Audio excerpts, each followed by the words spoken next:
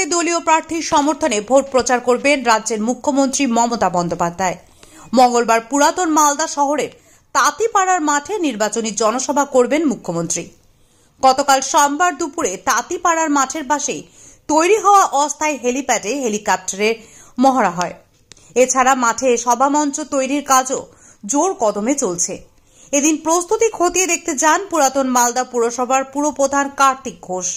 মুখ্যমন্ত্রীর সভায় রেকর্ড ব্যবধানে ভিড় হবে বলে জানান তিনি। চেয়ারম্যান কার্তিক ঘোষ আরও জানান, এই সভা মঞ্চ থেকে মাননীয় মুখ্যমন্ত্রী উত্তর মালদা কেন্দ্রে তৃণমূল প্রার্থী প্রসূন ব্যানার্জির হয়ে প্রচার করবেন এবং দলীয় নেতৃত্বদের প্রচারের কৌশল বলবেন। পাশাপাশি সাধারণ মানুষকে তৃণমূল প্রার্থীকে ভোট দেওয়ার আহ্বান জানাবেন এই নির্বাচনী সভা থেকে।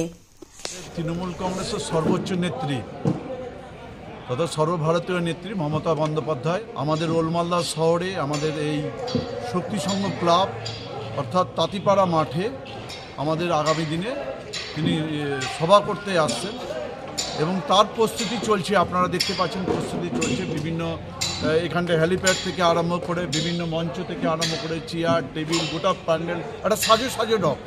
তো আমরা আমাদের এই এলাকার যে যারা কর্মী আছে, তৃণমূল কংগ্রেস কর্মী সমর্থক সাধারণ মানুষ, তাদের মধ্যে যথেষ্ট উৎসাহ আছে, যথেষ্ট উদ্দীপনা রয়েছে এই মিটিংকে কেন্দ্র করে।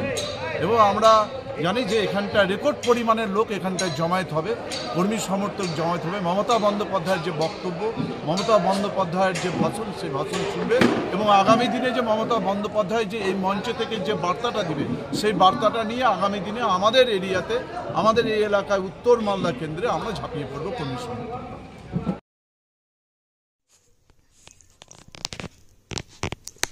এছাড়াও এই মঞ্চ থেকে দলনেত্রী মমতা বন্দ্যোপাধ্যায়ের দেওয়া বার্তাকে পাথেয় করে বাড়ি বাড়ি প্রচারে ধার বাড়াবে দলীয় নেতাকর্মীরা। Bureau report, live news.